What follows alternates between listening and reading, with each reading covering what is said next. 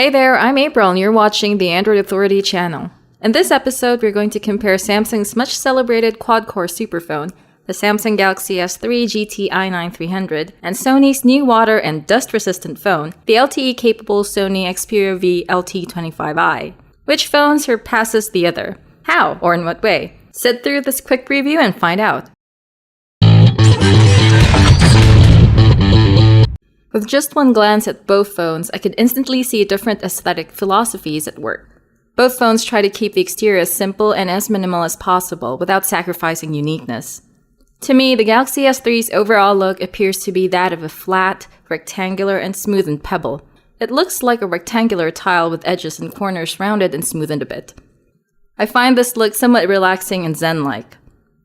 The Xperia V, on the other hand, combines smooth, curves, and angles. It doesn't skimp on class, but doesn't scream too loud of glamour either. I find this design formal, businesslike, and active. The Samsung phone is bigger. I find its width and height not as comfortable as that on the Xperia V.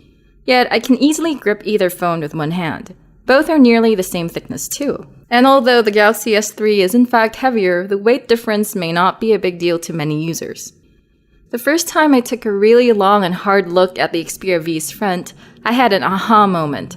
It looks curiously similar to the front of the Galaxy S3's predecessor, the Galaxy S2, but without the home button. It's an all-black affair with only the Sony wordmark accenting the surface. The Galaxy S3's front, in contrast, is a mix of shades. Black screen, dark gray bezel with brushed metal design, and metallic accents provided by the speaker grille, Samsung logo, and the edging on the elongated home button. The presence of this physical home button on the S3 and its absence on the Xperia V is one of the chief differences between the two phones. There are also capacitive menu and back buttons on each side of this home button. Again, the Xperia V doesn't have these types of buttons. Instead, it has dynamic virtual navigation buttons. Let's now take a look at the sides. On the Xperia V, notice how the front panel seems to rise from a chrome-plated frame, which makes up its sides. This frame seems to be made of plastic. The silver coating could eventually wear away and expose the plastic underneath. The volume keys and power button are within easy reach by either one thumb or one index finger. They're here on just one side. This hole down here is for hanging phone accessories. On the opposite side is the micro USB port. It's covered by a protective flap with a rubber seal to prevent liquid penetration. Beside it are dock pogo pins. At the top is the headphone jack, again protected by a flap and rubber seal. The bottom edge has nothing but the phone mic. On the Galaxy S3, you'll find a bluish-gray plastic frame surrounding the front. Still bearing the brushed metal design, the frame is thicker at the left and right sides, and thinner at the top and bottom. It's a smooth and simple design.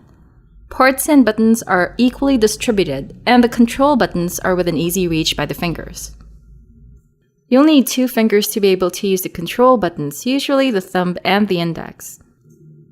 The power key is here at the right, and the volume key is at the opposite side.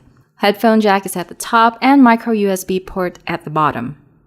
Just as the fronts and sides of these two phones look lovely, the backs of these phones are lovelier.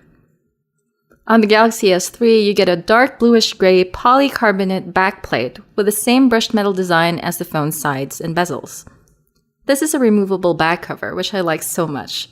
It's very thin and light, but it seems sturdy. Beside the micro SIM slot, there's a slot for a micro SD card for up to 64 GB. The default battery on the S3 is a 2100 mAh lithium-ion pack with reported talk time of about 22 hours on 2G or 12 hours on 3G. The Xperia V has a plastic back cover that curves downwards towards the center. The matte white back contrasts nicely with the black front and the metallic frame. This is also a removable back plate, thin and light but feels sturdy. There's a rubber seal here meant to prevent dust and liquids from seeping into the battery compartment. This one's a water sensor, which detects if you've overexposed your phone to any form of liquid. The battery itself is removable. In fact, you'll need to remove it to be able to access the microSD card slot and the micro SIM tray underneath it, which you'll have to pull out with your fingernail like this. This is a 1700 mAh lithium-ion pack with reported talk time of about 7 hours. The two phones use different display technologies, HD Super AMOLED on the Galaxy S3 and TFT LCD on the Xperia V. Both are quite capable of displaying all my delicious high-definition photos and videos in all their crisp, vibrant, and colorful glory. The Galaxy S3 has a bigger screen at 4.8 inches, while the Xperia V is at 4.3 inches. Yet, both screens display at the same 1280 by 720 pixel resolution, which gives the Xperia V the upper hand with its pixel density of 342 ppi, resulting in sharper and crisper images. Both screens are protected by tough cover, Corning Gorilla Glass 2 on the S3 and scratch-resistant glass on the V. Between the two, though, I find the Galaxy S3's display sharper, more brilliant, and richer in color. It is more saturated and more vibrant, with whiter whites and blacker blacks, resulting in sharper contrasts. But personally, I prefer the Xperia V's less saturated and more realistic colors. The Galaxy S3 is well known among its quad-core peers. It is looked up to with deep respect because of its hardware superpowers, and truly it lives up to the praise that it has been reaping. Performance and speed on the Galaxy S3 are smooth and nearly seamless. Placed beside a quad-core monster, the dual-core Xperia V may seem like a wimp. It's a misperception that's easy to form. In fact, I found the Xperia V quite smooth and fluid, although it's not perfectly seamless as I noticed some jitter and lag while web browsing, launching apps, and playing HD games. Those were noticeable, but not a huge disruption for me at all. The Galaxy S3, though, offers more options for internal storage. While the Xperia V has only an 8GB model, the Galaxy S3 has 16, 32, and 64GB models. Both phones allow microSD storage expansion too, but the Xperia V only allows up to 32GB, while the S3 allows up to 64. Both phones come with Android 4.0.4 Ice Cream Sandwich out of the box. The Galaxy S3, however, received its Android 4.1.2 Jelly Bean update months ago. Thanks to Project Butter, navigating the Galaxy S3's TouchWiz Nature UX is buttery smooth. Aside from the inherent smoothness that comes with Jelly Bean, handy features like Smart Stay, Smart Rotation, and Pop-Up Play are a welcome addition to the TouchWiz bundle. Meanwhile, Sony just started rolling out its Jelly Bean update for the Xperia V a few days ago. We have not yet received our share of Jelly Bean yet, but we did get an ice cream sandwich update recently. One thing I hated about the update was that I needed to connect the phone to a Windows or Mac computer just to be able to apply the software updates. With the Galaxy S3, it all happens over the air and without need for a PC. But even with just Ice Cream Sandwich, the Timescape UI on the Xperia V rarely jitters or freezes. One thing I like about Sony smartphones is the emphasis on keeping your phone experience true to life. The Xperia V comes packed with features such as the Mobile Bravia Engine 2, xCloud, and Clear Audio Plus, giving you that extra multimedia punch only real life can. The Galaxy S3 and the Xperia V both have similar connectivity features. Both can share files using Bluetooth, NFC, and DLNA. You can even sync the phone screen to an HD TV. Both can connect to Wi-Fi, Wi-Fi Direct, 2G, and 3G networks. But the Xperia V has one connectivity feature that makes the S3 envious, 4G LTE. Although there's a Galaxy S3 variant with LTE functionality, the GT-I9300. Both also use a micro SIM card for mobile network connectivity and a standard micro USB port for charging and file transfers. A charging dock is also available for the Xperia V if you don't feel like using the USB cable. 1080p Full HD videos play smoothly on both phones' stock video players.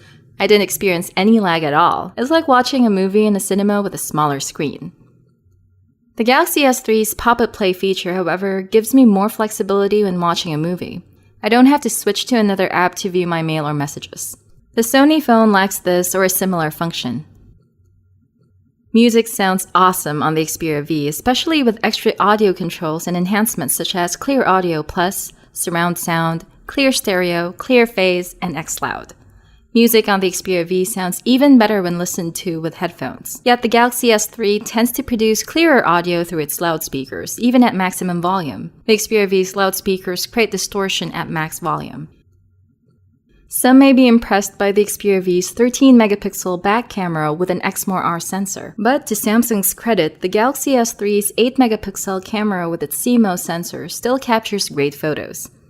In fact, in bright settings, the Galaxy S3's camera churns out less noisier photos than the Xperia V. The two phones have stock camera apps that make photo and video capture simple and easy. Both have essential camera features such as white balance, photo effects, and image stabilization. I find it very curious that the Xperia V has no dedicated physical shutter button. The Xperia T and TX each have one. Regardless, you can set the phone to capture shots either with the on-screen button or by touching the viewfinder. The Galaxy S3 doesn't have a physical camera shutter either. Both phones can record videos in 1080p Full HD resolution, but I observed that the autofocus for videos on the Xperia V tends to be a little bit slower, causing blur when fast-moving from one subject to another. I didn't observe such extensive blurring in the Galaxy S3. It doesn't need to be said again.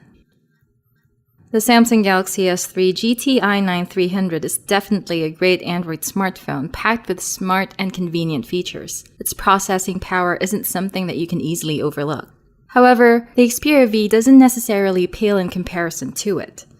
The Sony Xperia V LT25i has several features that make the phone one of its kind. One is its ingress protection rating of 55 and 57, which means protection against dust, against low-pressure jets of water from all directions, and against water penetration when submerged under 1 meter of fresh water for up to half an hour. Another special thing about the Xperia V is that it is LTE capable, supporting LTE bands 1, 3, 5, 7, and 10. Sony and Samsung have been making great phones for the past few years, and both the Samsung Galaxy S3 and the Sony Xperia V are testament to their innovation in the smartphone arena. Although I lean towards the sturdy build and beautiful audio of the Sony Xperia V, I can't deny the call of quad-core processing and Jelly Bean on the Galaxy S3. What about you? Which phone is right for you? Share your thoughts in the comments. For more Android news and reviews, visit AndroidAuthority.com and subscribe to our YouTube channel. I'm April. Thanks again for watching. And remember, the power of Android is yours.